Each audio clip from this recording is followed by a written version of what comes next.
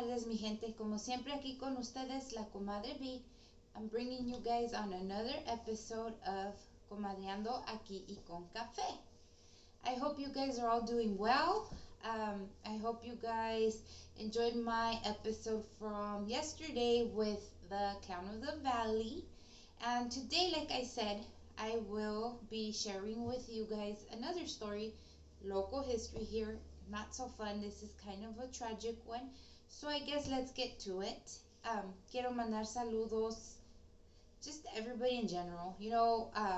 The holidays coming up, Easter's in a couple days, and I don't know, like the holidays just get me in a certain like blue mood, you can say. You know what I mean? But yeah, check in on your loved ones, make some plans, enjoy your kids because they grow so fast, guys. It's kind of sad. Y pues con eso un saludo a mi mamá. Hello, mom. I'm here again. One more time. So today is Tuesday, March the 28th, and let's get into the topic. Like I said, it is local history, sad local history at that, and I will be taking you guys back to March 28th of 1907. Yes, today is the anniversary, 116 years of this horrible incident that happened in the city of Colton. If you guys watch my videos, you guys saw that I posted a while back a video of Hermosa Cemetery. Once again, that is in the city of Colton. We went looking for Morgan Earp because he's buried there. If you're not familiar with who he is, Wyatt Earp's younger brother, he's buried here in the Hermosa Cemetery. Well, when we got there, we did the sweep, looked around. I like looking at the cemetery, gravestones. That's my place to go to. Not only is it very peaceful for me, but I'm always full of curiosity. Who are these people? Why are they there? Obviously they passed on, but why? Like what happened? So yeah, on our little investigation, we found this tombstone. I will actually show you a clip. Check this out.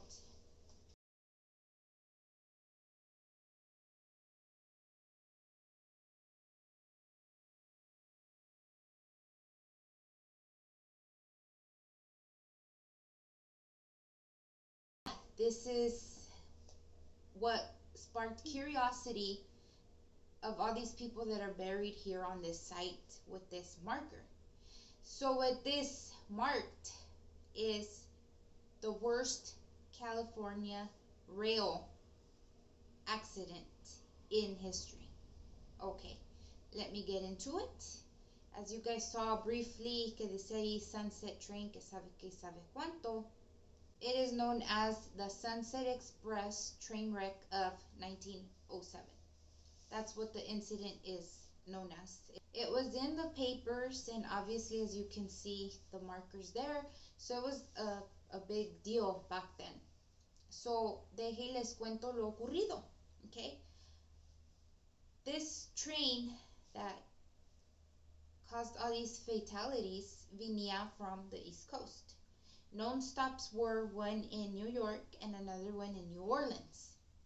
So llegó este tren aquí to the yard in Colton, which is a Sunset Pacific train yard, the rail yard, or however you want to call it. Okay, se bajaron gente, se subieron gente, they did what they had to. So all of a sudden this train started going in motion. Okay, so la gente is like, okay, ya nos vamos, This train was headed up to San Francisco from Colton, like I said. People's in there. Everybody's like, okay, we're finally going. We're going to get to where we have to go. And people that were there watching the train go say that this train was going super fast for a train, 60 miles an hour, dando vuelta in the yard. Well, the previous shift, somebody, they never really found exactly who was the cause of it. They just know it was the previous shift. Left the switch open. ¿Qué es eso? Dejaron el riel abierto. as you guys can see, to go into various rail, to go on routes, they switch the switches. That's what they are called. So alinean el riel para que el tren siga yendo. Okay, what happened? This train is traveling 60 miles per hour to a wrong destination because, once again, this switch was just left open. What happened? It kept going straight to where obviously there was nowhere else to go. It ended up going directly face first, head first, nose first, whatever you want to say it, into a ditch that was next to that yard. Scary, right? Yes, I know, very scary. 60 miles an hour. This train, super heavy, it took all the passenger carts with it. 9 to be exact. Everybody fell in this ditch. There was smashed iron, metal, everything you can think of, smoke that was coming out of this ditch, right? Luego, los que estaban trabajando in the yard still oyeron el desmadre, big old boom and crash and everything. The neighbors also that had their ranchitos in the area right there next door, everybody ran to this ditch to go see what's going on. Cuando llegaron a este ditch, witnesses told the paper you could hear cries of pain and people actually yelling for help, and it was just the most horrific scene that people can imagine.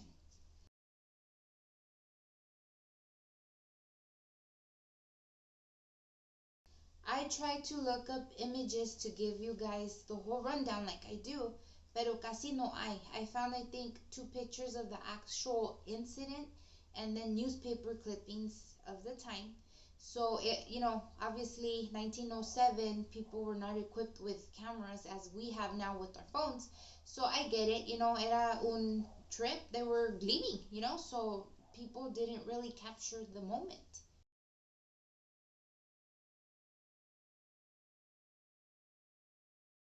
So era un total disaster. Escenas de una película fea, you know? Well, there was an order placed immediately for additional help. In minutes llegaron doctores, enfermeras, doctors and nurses from other small towns around, obviously in a different, railroad track to get here to help with this that was going on. People describe this once again on the paper as a scene out of a combat zone. Gente herida, wounds, sangre, you name it. That's what these passengers that were getting rescued look like coming out of this disastrous accident and coming out of this ditch. So here are all this crew that kept showing up to help everybody out because 9 passenger cars, there was a handful, more than a handful of people. There was a lot of people that were injured. Literally every single passenger on there received injuries, from grave to, I'll live, but I still need a stitch or two.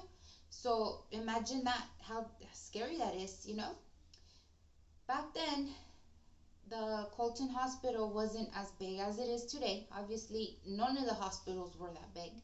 So they started sending all these passengers that were injured with life-threatening injuries to the hospital, but it filled up super quick. So what they decided to do, thinking quickly, there's a church across the street from this hospital. They opened it up and started setting it up también as a little hospital, a makeshift hospital. Other people were in here receiving care también, and it was still like pulling people out. They were still overwhelmed with the amount of everybody that's hurt. So they ended up using hotels in the area también to come over here, let us help you. These are obviously the people that were injured but not gonna die about it. And they also had neighbors, the Good Samaritans in the area. They would open up their homes too, like, okay, I can help them patch up that wound, un curita, whatever, peroxide, we're good, like I can handle it here in the house. They would walk them all these injured passengers in, and this is what this horrific accident did to all these people. There was a total of 24 deaths that came out of this whole situation. 24 of them. That is a lot of people.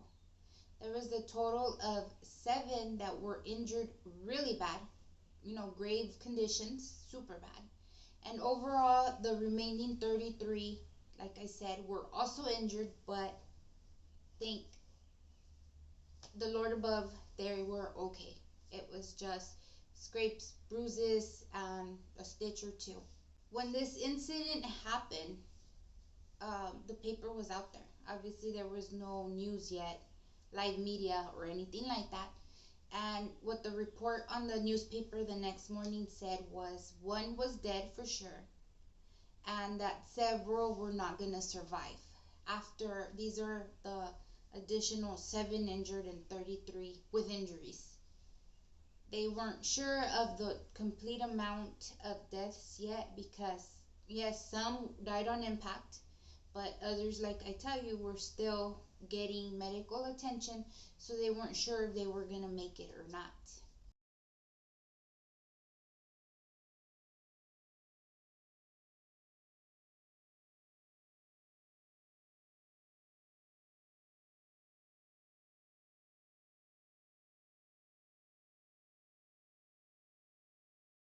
But the grand total is 24 deaths, and as you guys can see, they are all buried here at the Hermosa Cemetery in Colton. Here it is. This is what I was talking about. It says a great train wreck of 1907. I'm not exactly sure what happened in 1907. Something, the Sunset Express tragedy, Colton Railroad Yard on March 28, 1907. So you guys will know by now. I will check it out and give you guys a whole session of history with that event. Pero aquí está. Here they lay to rest here in this area. And that's the worst part because, these people had purpose in life. They were actually on their way to live life. They were going to San Francisco. They had a plan. A lot of them came from Italy. They were immigrants that were here in the States, and that's what they were actually doing. They were hitching this train ride to go up to San Francisco porque allí les esperaba trabajo. That to me, if that isn't the most tragic thing ever, I don't know, fate always seems to have other plans for people, and yeah, these plans were just horrible, pobrecitos. As I said, 18 was the number of the immigrants that were on board from Italy. Amongst all the fatalities, there was only one woman, and her name was Dominica Gaia. Among the passengers that passed away also, we had a known mail clerk on there and a known firefighter on there as well. I'm supposing they probably passed away on impact because being a firefighter, obviously you're trained a certain way unless he was completely hurt, because there's no mentions of him trying to help the whole situation when it was happening. The rest, aside from this one female, all the passengers were male. 5 were considered unknown. They had no IDs on them, no names on any of their stuff, so they're completely unknowns. Nobody claimed the bodies ever. Nobody knew what happened to their loved ones. Here we are 116 years ago, guys. Technology and records weren't as good as they are today. So imagine if your dad went to work and just never came back. You're sitting there wondering, did he run off? Did he start another family? Was he just irresponsible and decided, doing the family thing ain't for me? It is just so horrible to not know what happened. And here we are, obviously his kids, if they had any kids, these people, these 5 males, their kids are probably passed on now. It's been 116 years.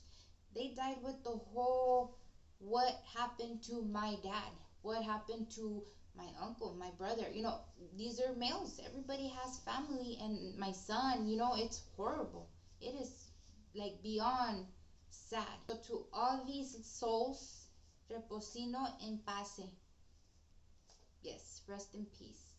The marker, the grave, the headstone, however you guys know this object by, was given here in honor of all these people. So back on December 6th of 2007, this marker was given in honor to remember all these people and this train wreck.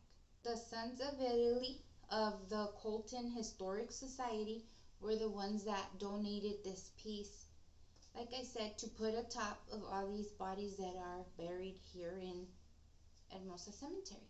There was this study in 2013 that shows numbers of how much help safety regulations and improvement to mechanics have helped with this way of transportation. All these numbers in accidents by rail the numbers have came down so much. They are showing actual numbers too. They are all measured out by billions. So I will give you guys these numbers. Air travel by far is the safest way to travel, with a 0.07% of fatalities per billion miles. Next, you have bus travel with 0.11 billion miles per travel. Third comes in passenger rail, which again, the metro or the train, and that comes in at 0.43 billion miles per travel. And the next one is your common passenger car. That one takes the numbers, guys, 7.3% per billion traveled miles, making it the most unsafe transportation mode there is. And that's horrible because here in California, you have road rage, you have people that drive really stupid, and it's really scary because you don't want to be hit, you don't want to be involved in anything, and people just drive like they're invincible, I guess. I don't know. It's like, you think about how fast you're going. Freeway, for instance, I'm like going limit and a little bit higher even, 60 miles. And there's these people that zoom by you, your car shakes. That's really scary, especially when you're a mother, you have your children in the back. Like, anything can happen in a blink of an eye, in a split second. So just imagine that. People create these accidents by being unsafe drivers. So you guys take time to get where you need to get and drive a little bit slower, because it honestly can save a life.